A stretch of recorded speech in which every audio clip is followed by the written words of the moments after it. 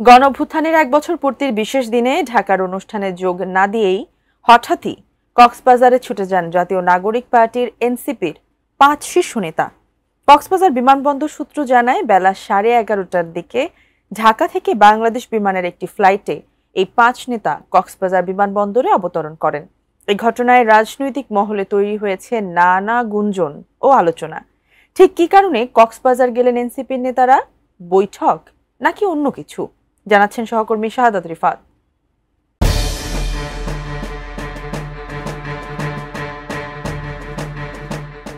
৩৬ জুলাই, ঠিক ১ বছর আগে এই দিনে ছাত্র জনতার তুমুল আন্দোলনের মুখে পতন হয় শেখ হাসিনা সরকারের। দিনটিকে স্মরণ করতে আজ রাজধানীর ঢাকার মানিক মিয়া অ্যাভিনিউতে আয়োজন করা হয়েছে নানা অনুষ্ঠানের।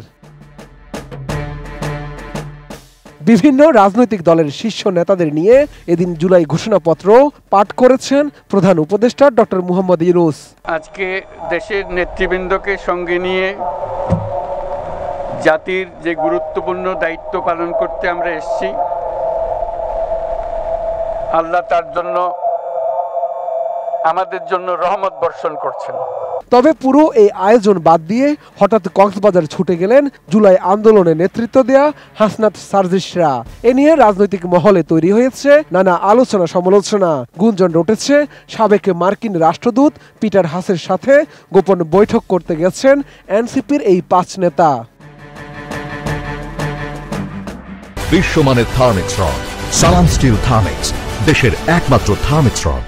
কক্সবাজার বিমানবন্দর সূত্র জানায়, ৫ আগস্ট বেলা 11:30টার দিকে ঢাকা থেকে বাংলাদেশ বিমানের একটি ফ্লাইটে এনসিপির ৫ নেতা কক্সবাজার বিমানবন্দরে অবতরণ করেন। এরপর তারা উঠেন হোটেল রয়্যাল টিউলিপে।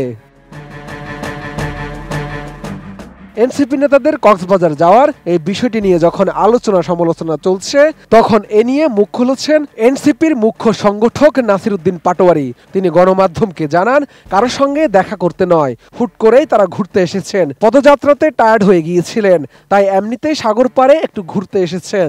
এটা গুজব, আমরা ঘুরতে আসছি। আর হলো পিটার হাসের সাথে কয়েকটা নিউজ চ্যানেল দেখলাম, এটা চ্যানেল 1 শুরু করছে, এটা প্রোপাগান্ডা, আমরা এই বিষয়ে কিছুই জানি না। পাটোয়ারি আরো বলেন, সাবেক মার্কিন রাষ্ট্রদূত পিটার হাসের সাথে বৈঠকের খবর পুরোটাই গুজব, মিথ্যা তথ্য, এ ধরনের কোনো কিছুই হয়নি। নাসির উদ্দিনের দাবি, কক্সবাজার এসেই শুনেছেন যে পিটার হাসের সঙ্গে তারা নাকি দেখা করতে এসেছেন। এরকম হলে তো তারা ঢাকাতেই দেখা করতে পারতেন, যদি দেখা করার ইচ্ছা থাকতো। সম্পূর্ণ গুজব। আমরা ঘুরতে আসছিলাম পিটার হাসের সাথে, এগুলা মানে এখানে এসে আমরা হোটেলে চেক ইন করে এরকম একটা নিউজ দেখলাম, এটা সম্পূর্ণ গুজব, এই ধরনের কোনো কিছুই না, জাস্ট আমরা ঘুরতে আসছিলাম। জুলাই অভ্যুত্থানে রাষ্ট্রীয় কর্মসূচির বিষয়ে প্রশ্ন করলে এনসিপির এই নেতা জানান, তাদের সভাপতি ও সেক্রেটারি সহ তাদের প্রতিনিধি দল সেখানে গেছে। এদিকে রয়্যাল টিউলিপ হোটেলের এক কর্মকর্তা নাম প্রকাশ না করার সত্ত্বে বলেন, কোনো আগাম ঘোষণা বা রুম বুকিং ছাড়াই দুপুর 12টার পর অত্যন্ত গোপনে এনসিপির এই নেতারা হোটেলে প্রবেশ করেন। তবে সাবেক মার্কিন রাষ্ট্রদূত পিটার হাসের উপস্থিতি নিয়ে রয়্যাল টিউলিপের এই কর্মকর্তা সরাসরি কোনো মন্তব্য করতে রাজি হননি। তার কথায়, পিটার হাস সম্ভবত এখনো হোটেলে আসেনি কিংবা এখানে নেই। শাহাদাত রিফাত, এটিএন নিউজ, ঢাকা।